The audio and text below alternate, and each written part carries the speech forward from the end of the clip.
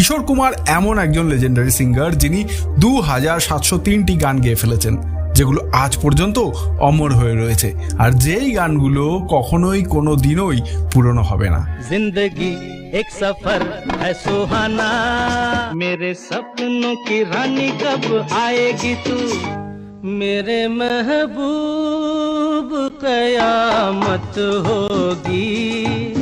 যার মধ্যে 1188টা গান হিন্দি ভাষায়, 156খানা গান বাংলা ভাষায়, আর 8খানা গান তেলেগু ভাষায়, যেই গানগুলোকে গেয়ে আজকের ডেটে অনেক সিঙ্গার ফেমাস হয়ে গেছে। তার হিন্দি গানের কথা তো আমি বাদই দিলাম, তার বাংলা গানগুলো ভাবুন তো একবার।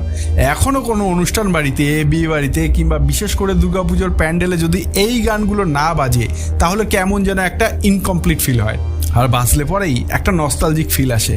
আজ এই দিনটাকে মনের খাতায় লিখে রাখো, আধো আলো ছায়াতে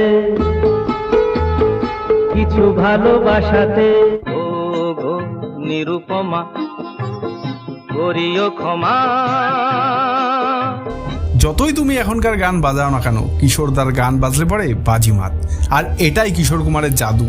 আর শুধু এটাই না, নিজের 41 বছরের কেরিয়ারে প্রায় 90-এর থেকে বেশি সিনেমায় সে অ্যাক্টিং করে ফেলেছেন।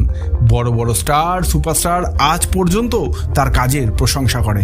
किशोरदा की लाइफ इतनी फैली भी है, इतनी बड़ी है। मुझे ऑफर हुई है किशोरदा की बायोपिक और मैं करना चाहूँगा।